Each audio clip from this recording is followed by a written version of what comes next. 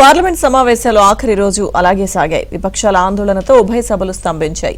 19 రోజులు ఎలాంటి విలువైన చర్చలు లేకుండా పార్లమెంట్ వాయిదా పడడంపై ప్రజాస్వామ్యవాదులు ఆందోళన వ్యక్తం చేస్తున్నారు.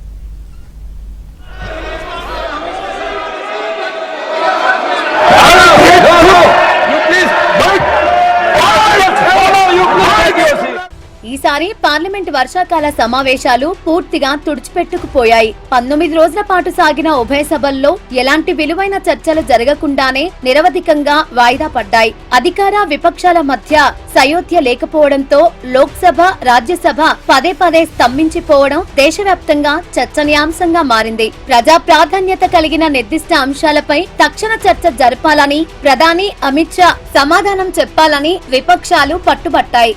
అయితే నిత్యం సభ ప్రారంభమైన కొద్ది నిమిషాల్లోనే విపక్ష సభ్యులు స్పీకర్, చైర్మన్ పోడియం వద్దకు దూసుకెళ్లడం, ప్లకార్డులు పట్టుకొని నినాదాలు చేయడంతో ఉభయ సభలను పదే పదే వాయిదా వేయాల్సి వచ్చింది. దీనివల్ల ప్రశ్నోత్తరాల సమయం 0 అవర్ పూర్తిగా వృధా అయ్యాయి. सदन बाधित करना चाहते हैं, सदन की कार्रवाई आज 2 बजे तक के लिए स्थगित की जाती है. పార్లమెంట్ సమావేశాల్ని నిర్వహించడానికి ప్రజలు కట్టిన పన్నుల డబ్బు భారీ మొత్తంలో ఖర్చవుతుంది. సభ కార్యకలాపాల నిర్వహణ, సెక్యూరిటీ, లైటింగ్, రికార్డింగ్ సిస్టమ్, సభకు హాజరయ్యే వందలాది మంది ఎంపీల దినసరి భత్యాలు, ప్రయాణ ఖర్చులు, పార్లమెంట్ సిబ్బంది జీతభత్యాలు అన్ని కలిపి నిమిషానికి సుమారు 2.5 లక్షల నుండి 3 లక్షల వరకు ఖర్చవుతుందని అంచనా. ఒక రోజులో సభ సజావుగా సాగితే సుమారు 5 నుంచి 6 గంటల పాటు పని చేయాలి. కానీ నిరసనల వల్ల రోజంతా వాయిదా పడితే రోజుకు కొన్ని కోట్ల రూపాయల ప్రజాధనం ఎలాంటి ఫలితం లేకుండా బూడిదలో పోసిన పన్నీరవుతుంది. ఈసారి 19 రోజుల పాటు సభలు సజావుగా నడవకపోవడంతో వందల కోట్ల నష్టం జరిగింది.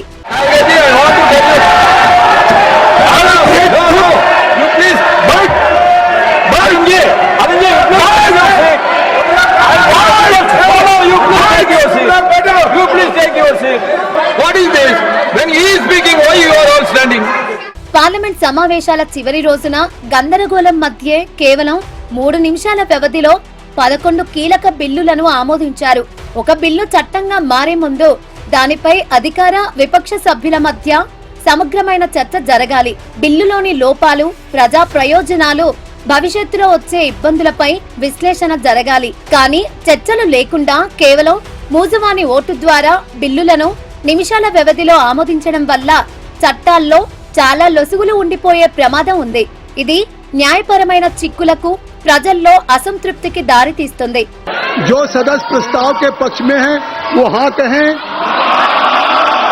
जो सदस्य प्रस्ताव के विपक्ष में वो ना कहें.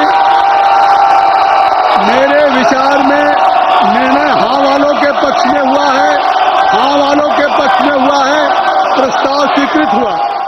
పార్లమెంట్ చరిత్రలో తొలిసారిగా జాతీయ గేయం వందే మాతరంతో లోక్సభ కార్యకలాపాలు ప్రారంభమయ్యాయి. ప్రధాని మోదీ, హోంమంత్రి అమిత్ షా సహా సభ్యులంతా సభకు హాజరై వందే మాతరం 6 చరణాలను స్పీకర్ ఓం బిర్లా లోక్సభను నిరవధికంగా వాయిదా వేశారు. వందే మాతరాన్ని అవమానిస్తే క్రిమినల్ చర్యలు తీసుకునే బిల్లుకు రాష్ట్రపతి ద్రౌపది ముర్ము ఇటీవలే ఆమోదం తెలిపారు. ఈ చట్టం ప్రకారం వందే మాతరం పాడేటప్పుడు అంతరాయం కలిగించిన వారి सदन की कार्रवाई अनिश्चित काल